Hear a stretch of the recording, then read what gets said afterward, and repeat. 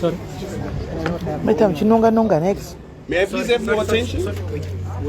As they cut, we can have a round of applause as it gets done. All right, we are ready.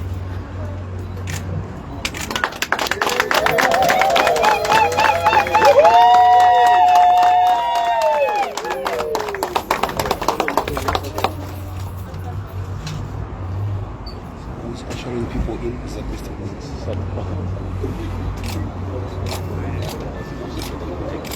Okay, all right.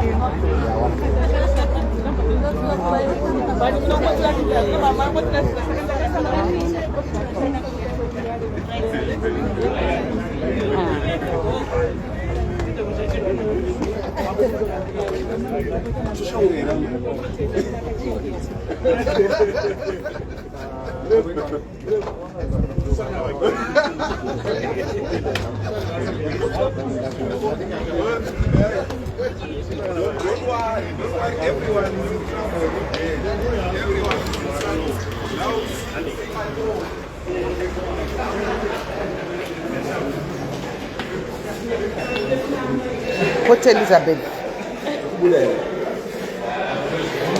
I'm there, we guys. Nonga, guys. Dude. Nonga. Time to nonga. On touch.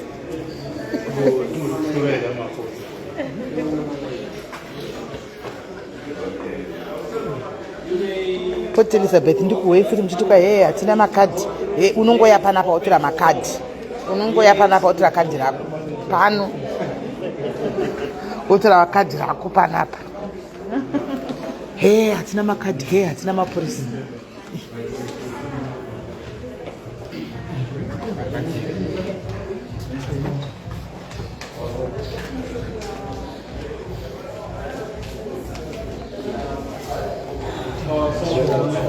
guys, join the winning team.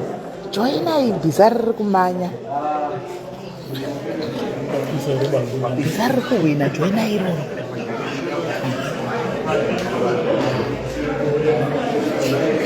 Jane, welcome to Cheme. You gonna call them Cheme. Why were you crying? Mom Cheme. Kadi rinobuda as long but there are 3 months ago.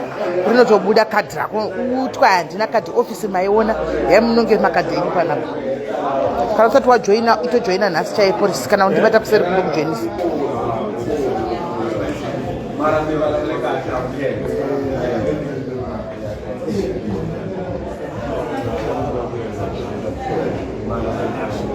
kana usina polisi unobva wandibata naika kana uchida kutama kubva kuna mama mapolisi aya vamwe ari kushungurudza aya unondibata ujoina bhiza riri kuwina ndo bhiza riri kuwina iko zvino the leading bhiza last week tatiri kumesina chifuga kutaridza kuti it's expanding and it's growing by the day taivhura rimwe branch kumusina nhasi tiri kuport Elizabeth.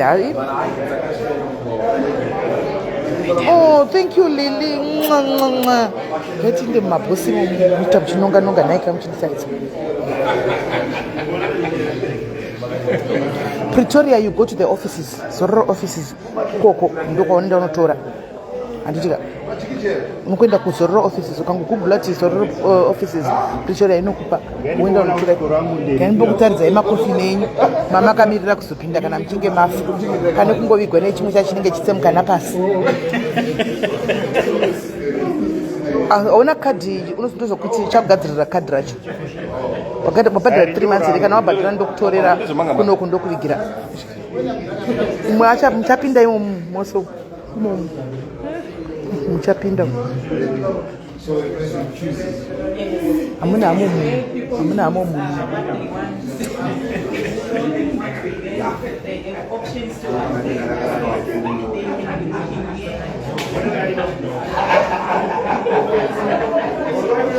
Darakanyugo kuti SIS MELLY coffee. Mashuwa madiaries rangu munonyora kuti SIS MELLY coffee. Munonyora kuti SIS MELLY.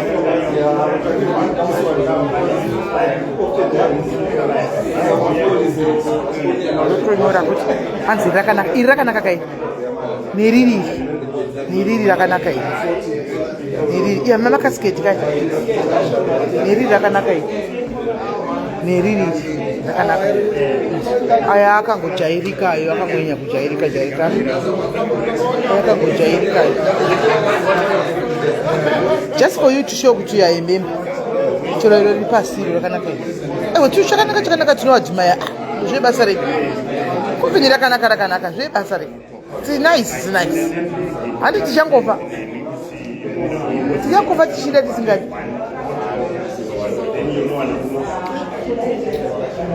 Mukona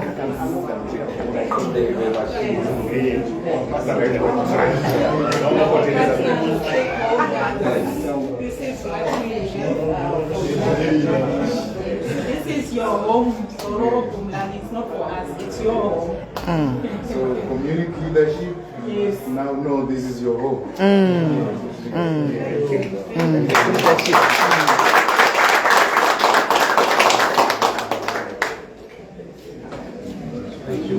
So we go to the chapel. Yes. Okay. chapel. Saka ini rangu mundinyorera kuti SIS MELLY apa denga. SIS MELLY. Mungasanyora ndindi. Kushunguruzai. Saka iri ndire mari vanobhadhira mari apa. 299. Vanobhadhira 299. Iro zvidhomo. Live here. Imi ndimunozvikeza tuna murima mushikeza mukata timo drive. Okay, alright. Nepilo yacho iyi nepilo yako iri momwe kuti usagwadziwe kana wafa. Usagwadziwe kana wafa kugotsi. 289 I think unokwana apa ndinozi 289 munowana coffin. Yes. 289 saka tiri covered. Neayo madhoma ayo muri kuma neblack ayo. Ha saka ndokwatiriko kukusaidu. Unozora SIS MELLY kana zvaitika. Kana ndakutangira asi ndonotanga hako. Hachipo. Hakuna ndakwa kuti ndiye anataka kuva guys hakuna. Aiwa hakuna madhoma ayo. Kwanza ndari 299 chijoina kachi upgrade from yako yoyo.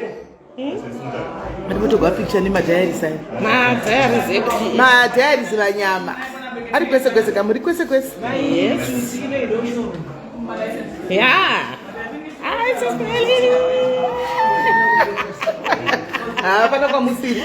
Andike zitora padza pane kamuna kanzi diaries. Tadzi muri sei? Muri haite.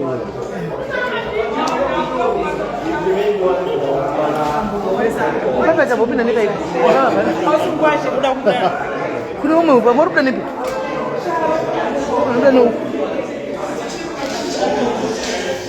Pinda ipa 289 ipa papa. Upinde pa doma apa. Pa doma uboshe kuti.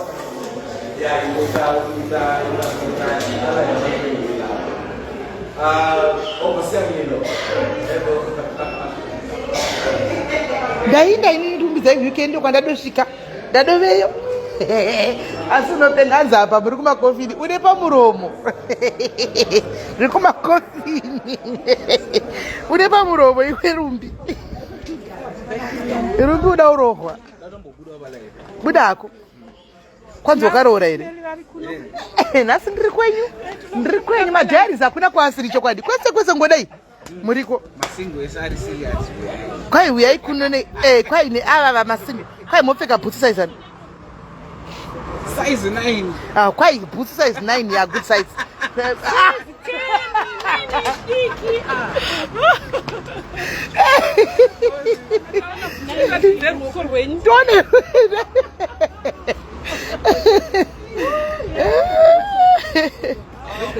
We need you here. Okay. Hello. Tumari. Tumajoku. Amurugona one. You're doing okay. You are doing fine. You are doing fine. Manje joku ari uti kumundu va ngoya musoro benyimba mango kanda. Murugona. Murugona one. Murugona one. Murugona anzi muri wrong profession. Tsikweba saminde kuta MC uko.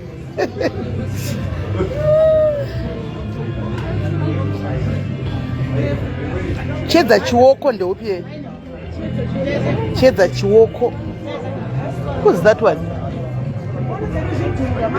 Kuma nana zikama kabana. Ndeupi chedza chiwoko? Kandi muchake chedza chiwoko.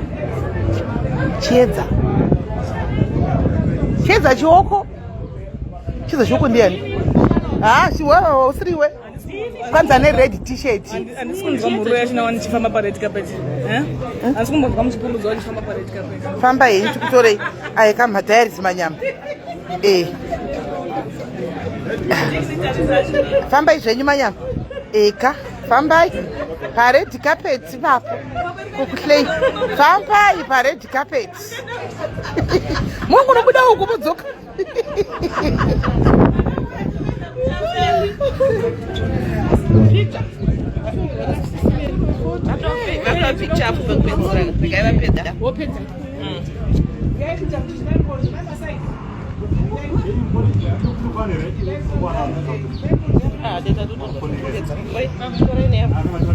So, ladies and gentlemen, we are about to cut the ribbon for this is our chapel, which was written. But just for the benefit of those who can't read, I won't mention names, but among our team, I know you know who you are. So as we are cutting, I don't know, do you have us in your video? Are you ready? All right, Crystal, please, our photographer, ready? All right, you may go ahead. And remember the round of applause.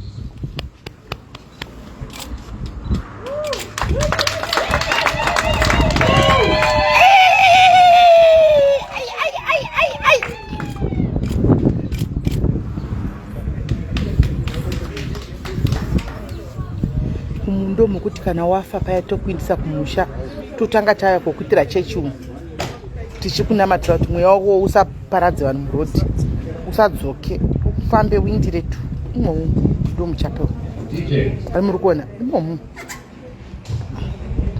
ndo matokutira chechi yako muno tichinamata kuti paunenge wakuenda kuzimbabwe paya usadzoke gare mukofini imomu muno ndo matokunamatira chapel ndo chapel yedu Gandichomboita chechi. Chechi ani muri kuona umu ndo muchechi chapel. Ione ngori mukofini. Teti chikuimbira chikuparidzira uri kumberi chiti usadzoke kana woenda kuZimbabwe usadzoke.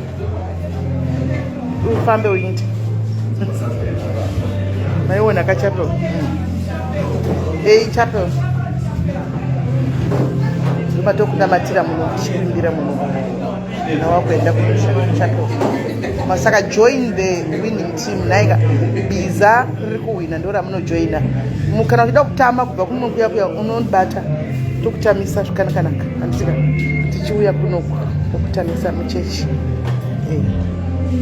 tokutamisa kana uchida kutama kubva kumwe usiri kunyatso kufadza maservices.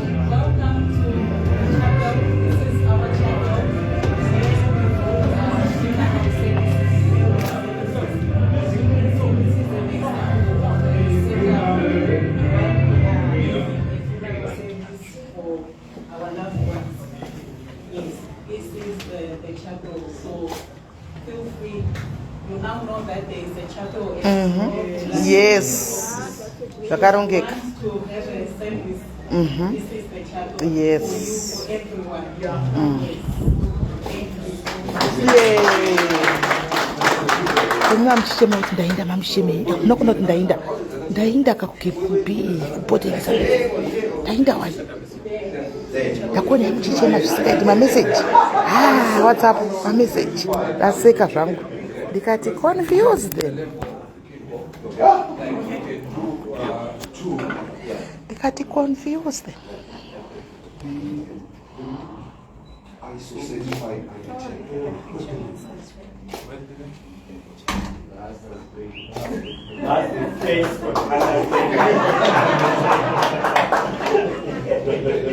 I really miss these pictures.